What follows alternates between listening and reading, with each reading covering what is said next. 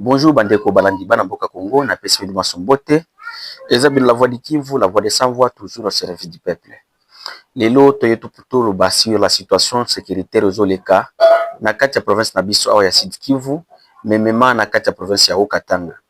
Avant to kende kolobela sur la situation sécuritaire, na makambo na actualité aux Oleka na kati ya mboka. D'abord tokoli koloba merci na étape oyo, merci et pas gouvernement congolais.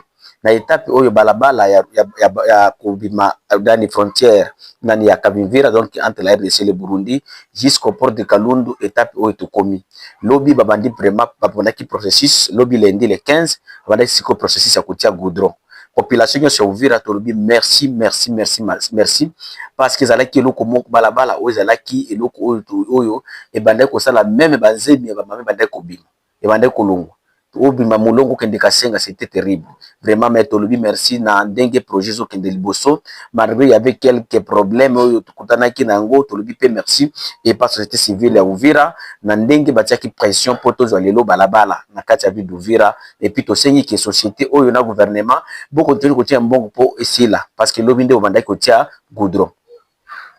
Mes chers frères, mes chers compatriotes, premièrement, abato kende na kati ya province ya Haut-Katanga toloba la situation sécuritaire ici à Uvira.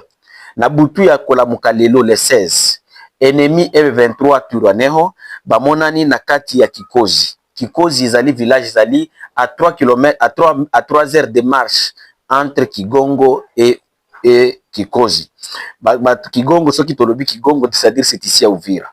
Hein, c'est ici à Uvira. Ezali périphérie na ville ya Uvira. Donc ennemi amonani kuna selon nos informations pour le moment, les Wazalendo ont déjà déployé des troupes qui est déjà na Kisozi, na Kikozi plutôt, pour que bakende baluka soki ennemi wana akomona na place wana. Donc pour le moment, Wazalendo batinda mikuna information sur koki kouta kuna et koki kuzala ndenge kozala parce que lobby déjà société civile na ba civil ba alertaki ba monaki ba militaire ya M23 AFC Twirwaneho na kati ya village ya Kikozi.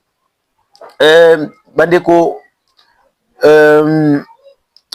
tokende kolobela na non situation pe avant tokende kolobela sur l'actualité oyo ezokoleka na kati ya mboka na ba problème tozoko traverser awa problème bazalendo.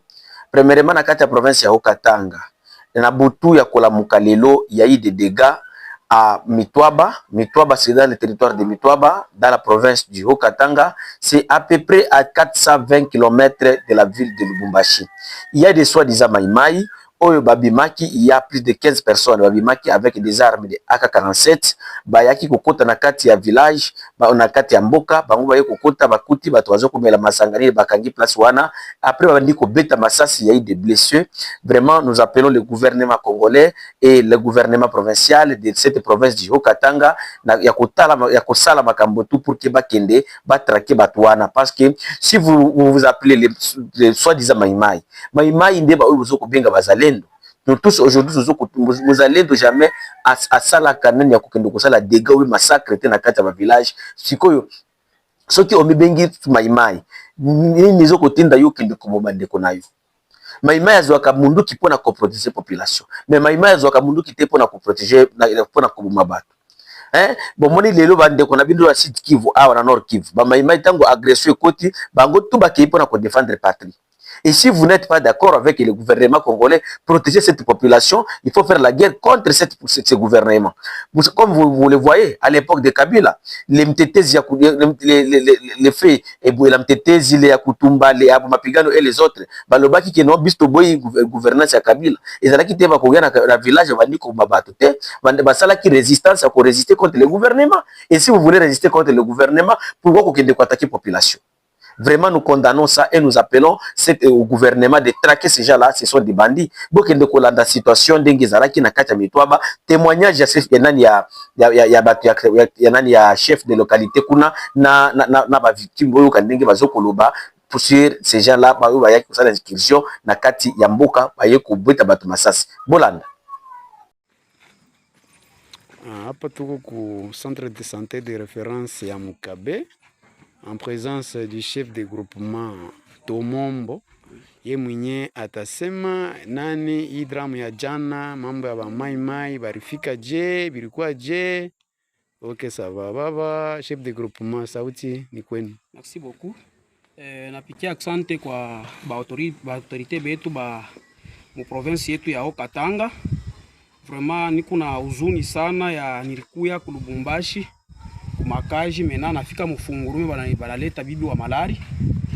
Mu journée ya bushiku wa kachika leo na 1h du matin bananiita kenono kutomombo ba mai banatoka na kupika batoto kiloko massage et puis na kuchoma bintu ya ba commerçant manyumba ya bantu ya population. Nafanya nguvu sana mwaisa niku ku hôpital général yetu ya référence ya Mukabe Kasari nakuta 3 garçons ba victime beko 5 maintenant mu ile 5 banesha kuleta ako 4 hii kama moya banapeleka Fungurume kwa hôpital ya UNICEF. En tout cas maka yenye tuku nayo iku ya nguvu na bauliza batoto muriona je, banasema ke nono turiona 15 personnes ba mai beko na maaka 47 beko habillé na mateni ya FARDC. Mena barifika tu hakuna kuuliza hakuna kusema ni kujibiria tu bantu mu nganda yenye ile barikuwa basha kuikala muku ma television beko ni distraire. Mena bananza kupika massage inapata ba garçon hapa beko 3 wa 4 eko transféré ku hôpital général ya référence ya Fungurume ku UNICEF. En tout cas nalilia ba autorité betu ba ku province yetu ya Haut-Katanga baone kutusaidia ako puisque hii mafamilia hapa batoto haina hata na kintu kenye kile banezi kubasaidia kusema babatunzishe. Nitapatia mtoto mmoja expliquer vile bariona biote. En tout cas mubebe hii message na considération. Merci. Kiana jambo. Jambo sana. Ni je bilikuwa je, ilikuwa ni sakane. Yadi hivi epi tuvule yobi yadi tuvule tu bien tutelekeshe sasa. Watu weke ketu ajine kuyukamba yobi sa kuikara. Tuwebekele tutuji musine tu deja. Tuwalenda musine turonda kaikara. Na tuwebekele mataki avumu. Mkuvuma kwa mata tuwashituka mata wanzo kuvuma bielo tuwatamba pantanda. Kwanza kutampantanda abiketu nyema na tutari abiba mai. Banza kuitupika deja kebe tupika. Kama imai bafara ne nani hapa? Nani utwa kilomita? Bafara ne teni ya FARDC, bangine tumajipe ne mateni ya bobonso. Baje bama imai 15 ne bakine kuti papa shoni manda tuba inonsa basi vi. Ketu jine beto ayuka. Ne kusoka bintu yonso ya bakomersa mutu kiasha na ikimo ikusoka. Nasuba ikusoka bintu byonso ikusoka. Sasa kyo mwasaka leta ya mobile bika. Kyo mwasaka ko leta musaka ya mobile bika leta wetu wa province ya Haut-Katanga na shaka nokulu alaba. Adipte gouvernement provincial ya batunturuka ne kumwisho betu jipe manda tweke tujipo na mwanda na muntu tujibaye no saba sifi. Keshi tufuire mo bitu. Baba chef de groupement pour que mambo ma inscription mai ishi. Nalomba nini kwa député na gouvernement provincial ya Haut-Katanga? Non, mimi nalomba ku gouvernement yetu provincial ya Haut-Katanga yangalie sana hii mambo puisque kwetu ku territoire yetu ya Mitwaba. En tout cas bintu bisha kuishaka.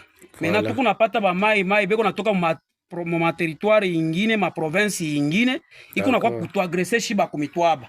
Shiba kumitwaba tunakuwa ba victime bila hata problème. Donc il faut bakuye njuu ya kuiba bintu bya bantu na kuharibisha bintu bya bantu. Vraiment mwe benye gouvernement yetu provincial mwangalie hivi nini batoto beko hapa bengali ba minere.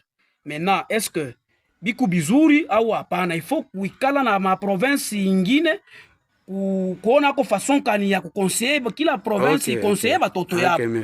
Oui, bauti kolanda les problèmes sur les Mitwaba na ndenge insécurité kuna ezali. Bon, bandeko balandi tokende sikotoloba sur l'actualité zokolekana kati ya mboka. Lobi ezaki rentrée parlementaire à Kinshasa, ba députés nationaux bazongaki avec motion ou pétition bazokosala ya kolinga kolongola président de l'Assemblée nationale monsieur Vital Kamerhe. Ce qui bolandi ba déclaration ebele ya député vraiment nakoki kolobaki ezali non fondé parce que ezali intérêt population ezali na katité. Olia ko défendre likoloba oyo esengeli population azala bénéfice na kati na net ndenge nazo koyebisa bino boye. bande ko na ngai ba militaire na biso ou bien bazalendo ou bazali na kati ya front ya haut plateau précisément à Mikenge oyo bazo kobunda boyokaki mercredi babundaki vendredi babundaki oyo bazo kobunda na kati ya territoire ya Mwenga bazali na kisité tandis que baza na ba blessés de guerre. Et jusqu'à présent, nous nous sommes appelés à cotiser ba mbongo pour que tout somba kisi po to tinda kuna likolo kuna na au plateau donc axe Minembwe. Alors, tandis que les députés na biso baza au courant avec toutes ces informations, to pesa ka bango ba information, to komela ka bango na kati ya ba forum, ce qui mais on koyoka ke a dit ko tiko ko benga yo, o la voix du Kivu tiana se ko na koloba bongo te soutenir le chef de l'État et c'est de dénoncer ba mal ou bazo ko sala. O le ko banda bo ko défendre biloko que non, parce que c'est la bino banani ba salaire. Et ce qui est plus grave, mes chers frères, mes chers compatriotes, il y a des grandes révélations autour qui derrière motion, pétition, aux alliés qu'on visait, mais c'est Vital Kamerhe, Nandambu, il y en a qui bureau parce que sur 7 personnes, il n'y a que 5 personnes qui sont visées. Vice-président de l'Assemblée nationale, a visité M. Chulumbayi, le professeur Chulumbayi, deuxième vice-président, Nani Mbosso, Kodia, le doyen Azali, visite. Et puis, selon les informations que nous avions eues, parce que il y a eu des élus que nous avions contactés, les problèmes dans l'Assemblée nationale, les problèmes où les salaires étaient, dans les députés, les salaires, les prise en charge médicale, il y a le chef de l'État est derrière ça.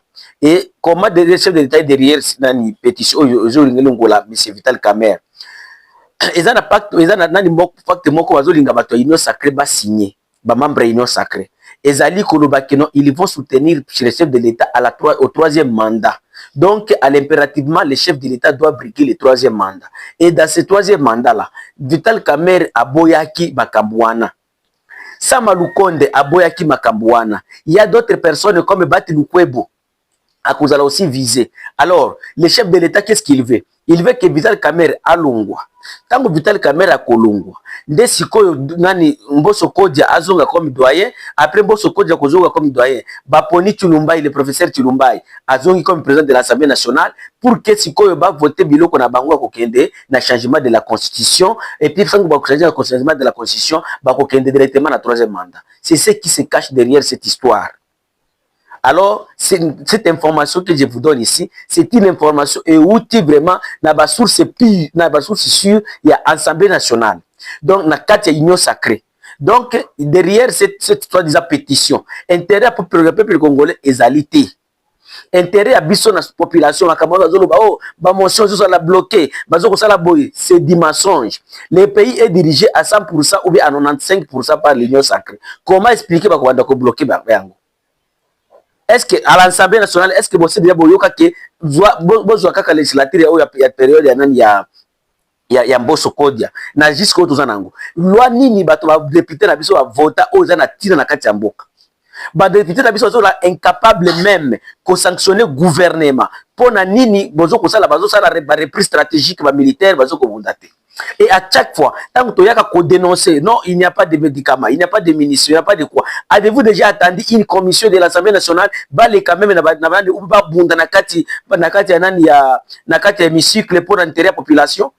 On avait vu à l'époque de quoi? Des FCC cash. Ndenge bada ko bunda baja marka bund bazo ko buka biloko na kata banani pona makambo keno kabito déboulonné. Mais est-ce que boyoka le kwana? Tout ce qu'ils vous disent, tout ce qu'ils vous relatent là, c'est du mensonge. Il y a un plan pour changer la constitution et pour soutenir le président Félix Tshisekedi au 3e mandat. C'est des plans exalés. Alors Kamerhe et Sama Lukonde, ils se sont opposés au 3e mandat du chef de l'État. Des problèmes exalés derrière cette histoire. Et d'autres histoires exalés Lukuta. Alors j'appelle encore le gouvernement congolais et vous, nos aventuriers députés. Bazali de la part d'ici au basé na kati ya bitumba na kati ya haut plateau précisément à Mikenge, ils n'ont pas de médicaments, ils ont besoin de médicaments, parce que ils ont des blessés de guerre là-bas, ils ont des blessés de guerre bazoko bunda chaque jour bangona bazo bunda contre le M23 AFC Turwaneho. Et ça veut dire la voix du Kivu, la voix des sans voix toujours au service du peuple. Merci.